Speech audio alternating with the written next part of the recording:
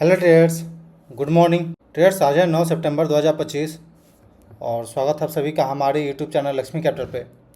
Traders, हम इस video में अपने लाइव इंट्राडे ट्रेडिंग के बारे में बात करते हैं। इंट्राडे में कौन सा स्टॉक ट्रेड किए, कैसे ट्रेड किए, क्या लॉजिक थी, क्या थिंकिंग था, कैसे क्वान्टिटी बिल्ड किया, क्या गलती हुई, क्या लर्निंग किए, हर एक चीज़ डिटेल में शेयर करते हैं ताकि जो भी बिगिनर हमारे चैनल को सब्सक्राइब करे।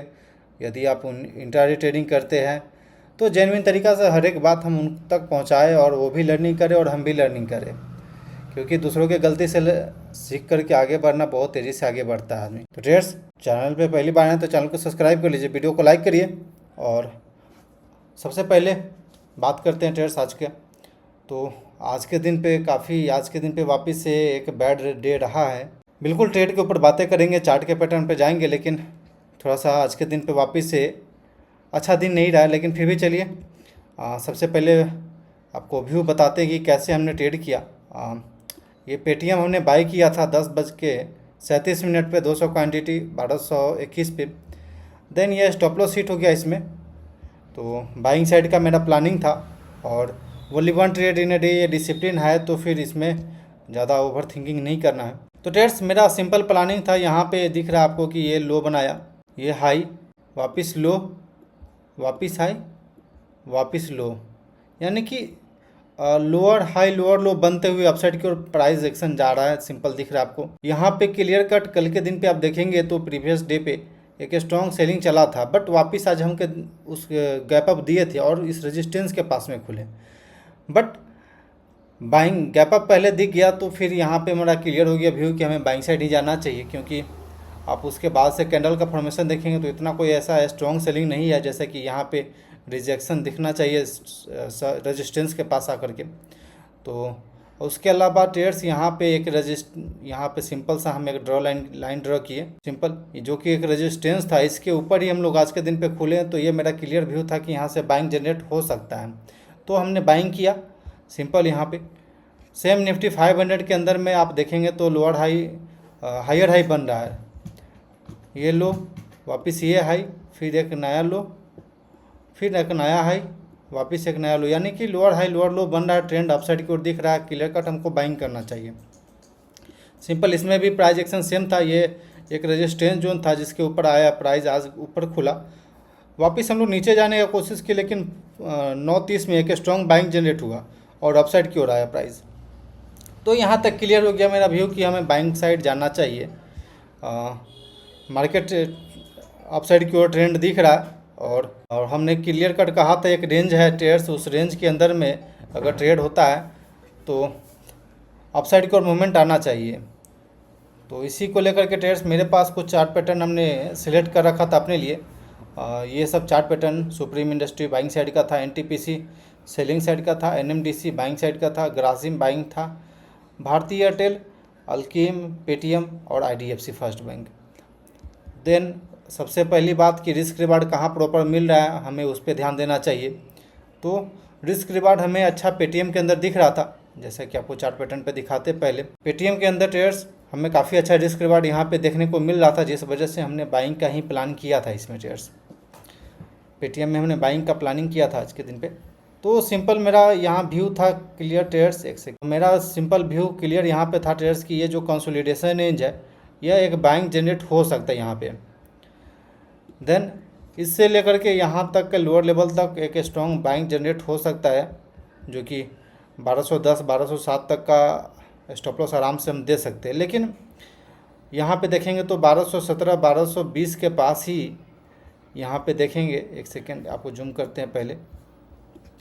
यहाँ कैंडल का फॉर्मेशन देखेंगे तो लॉन्ग टेल कैंडल बन रहा है ट्रेड्स। यहाँ पे सिंपल लॉन्ग टेल कैंडल बन रहा है, इसमें भी टेल दिखा। देन एक स्ट्रॉन्ग टेल यहाँ पे रिजेक्शन दिखा लोअर लेवल से। तो मेरा व्यू क्लियर हो गया कि अब हमें बाइंग करना चाहिए। तो फिर हम इस कैंडल पे नहीं, इस कैंडल पे बाइंग किए। आप यहाँ पे एक एरो देख रहे हैं रेड कलर का, जिस पे हमने 1216 नहीं, ये सेल का है, बाइंग जनरेट इसी पे हुआ था।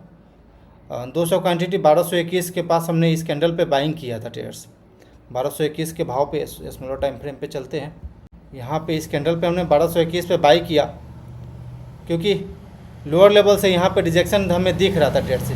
तो ये सपोर्ट के पास से रिजेक्शन दिखा, देन वापस ये एक बार नीचे आया लेकिन बाइंग जनरेट हुआ और ये अपसाइड की ओर जाने की कोशिश किया।